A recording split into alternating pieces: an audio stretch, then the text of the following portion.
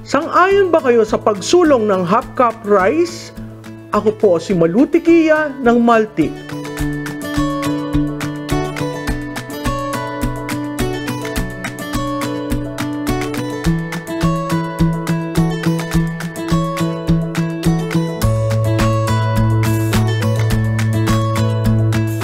Yan po ang pag-uusapan natin, no? Hindi naman po dieta, pero ang pag-aalis ng pagtapon o wastage sa mga ating kinakain.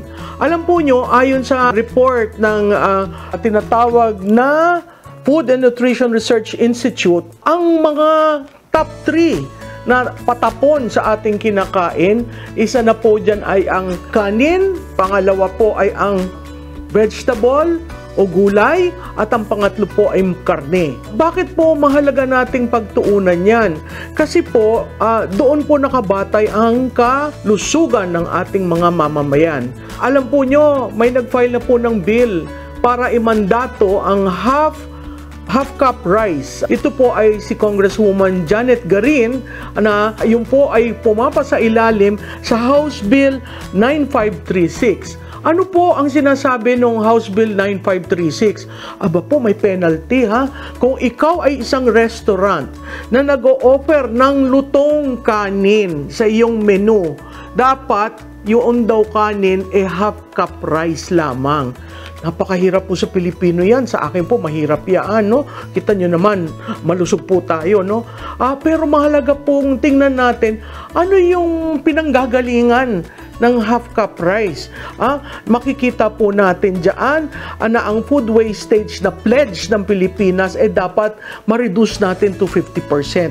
Dapat po hindi tayo nagtatapon ng pagkain. Kaya po minamandato, ito lamang half cup rice. Kung gusto mo uli siguro umorder, another half cup rice. Pero hindi po yung unlimited, no? Ngayon ang uso unli. Tapos ang dami mong makikitang iniwan sa pinggan dahil hindi na kaya. So, mabuti po yun kasi naglalayon rin yun na i-control yung tinatawag na type 2 diabetes, no? Sa pag-aaral po, ang sobrang kanin can lead to 10% chances of having type 2 diabetes. Yan po ay ayon sa pag-aaral ng Harvard School of Public Health noong 2012. Pero titingnan po natin, okay, kung maglalagay po tayo ng half cup rice, matutuwa po ba ang Pilipino? Hindi ho ba linilimited na natin ang choice? Bakit hindi po gawing isang public information campaign para iiwan mo dun sa Pilipino mismo, gaano bang kadami ng kanin ang kakainin ko? No? Ang Pilipino po, sanay na sanay at hinubog sa kanin, no? Kung minsan nga po, iilan lamang, kapiraso lamang ang ulam, pero ang daming kanin.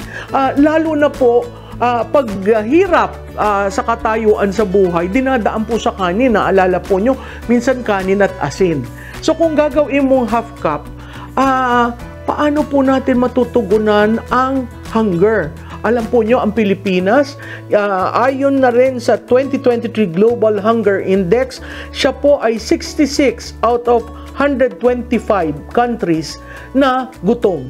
Okay? So, kailangan po nating balansehin yung kalusugan, yung kagutuman, at saka yung hindi pagtatapon ng ating kinakain. No? Parati ko nga po sinasabi sa mga kaibigan ko, sa aking mga relatives, huwag kayong umorder ng sobra. Dapat yung kasya. At pag may naiwan, parati kong sinasabi, isipin mo naman yung mga taong hindi kumakain.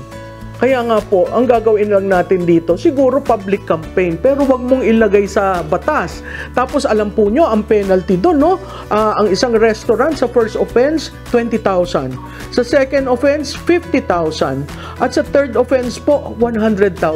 Kawawa naman po sa maliit na restaurant na entrepreneur ang nagpapatakbo, pagkatapos para ka magkakaroon ng restriction sa iyong trading, sa iyong profesyon, at sa choice ng taong bayan, no? Kaya hanapin po natin yung balanse. Maganda ang kalusugan, hindi tayo nagugutom, pero ilimit siguro rin po natin na tayo na lang mismo mag-decide na ito lamang para walang patapon. Muli po, ito si Malu Tiquilla ng Maltik.